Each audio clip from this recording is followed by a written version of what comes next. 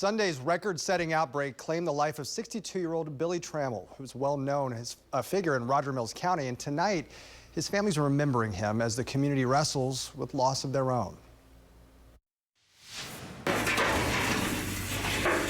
The destruction it brought, easy to see, but emotion left behind may not be. Still kind of shock and awe. Shock at what happened in a matter of minutes. A lot of debris, a lot of cleanup, families struggling with total loss. Loss Robert Trammell has seen before. Trammells have had a hard time in Cheyenne with tornadoes. My mother's home in which I grew up in 2003 was hit and was a total loss.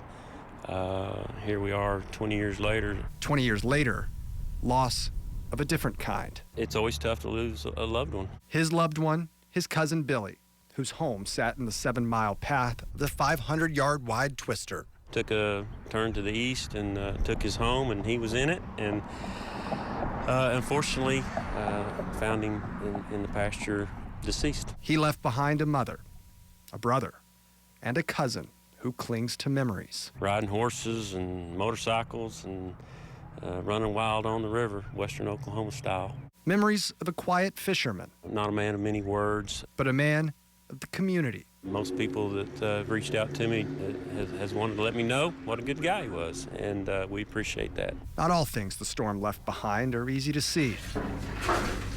But for Robert, there's hope in what community can bring. We'll get through this one step at a time and one day at a time.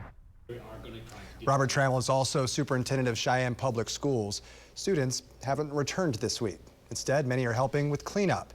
As Robert put it, some things can't be learned in a classroom.